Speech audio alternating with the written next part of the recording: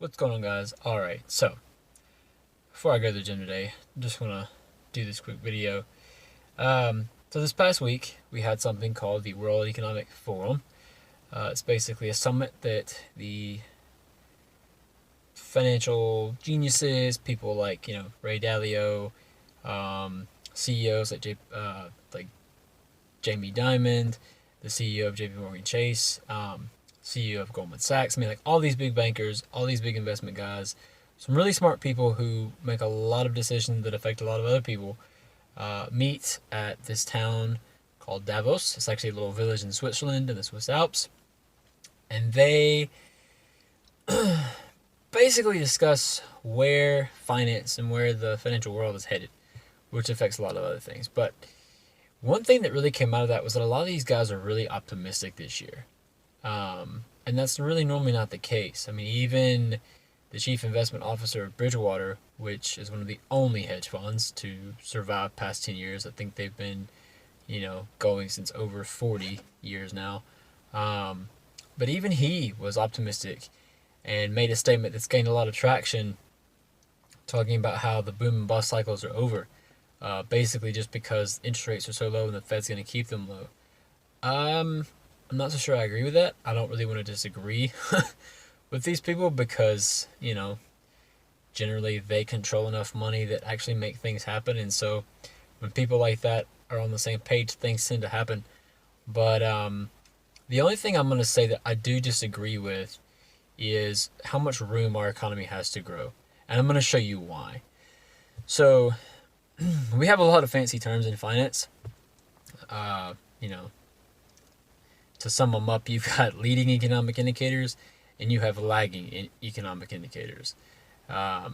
Things like capital expenditure, manufacturing data, the unemployment rate, which is a lagging indicator. A lot of people don't realize that if the unemployment rate was all you had to go by, when it was historically low, you would be panicking. And when it was historically high, you would be opportunistic and buying everything you could. So now again, it's never an investment strategy to panic. I don't believe in that. And even if you told me, even if I looked at my own data and believed that there would be a recession next year, I'm still not going to sell anything that I own. I don't buy things to sell them in the future. I invest in companies because I believe, and because I've done the data, the research and the analysis on them to know that they're going to produce no matter what the environment is.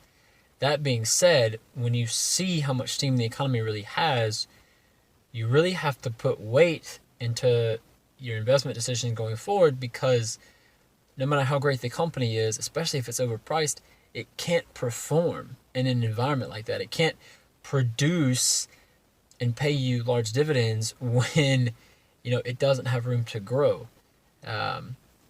So again, I don't believe anything can actually predict a recession or indicate how severe one could be, but understanding the conditions that we're really in and the room that we have to pull us forward, I think is really important.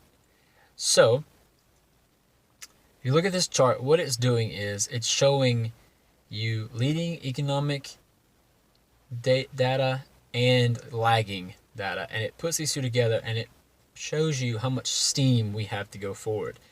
And one thing that I've kind of pointed out on this chart is that we're at all-time lows, and really we haven't seen numbers this low since 2007. And again, I'm not predicting that it's going to be another recession like 2008, but the economy overall just doesn't have the steam. It doesn't have the room to grow like a lot of people seem to be indicating that it does.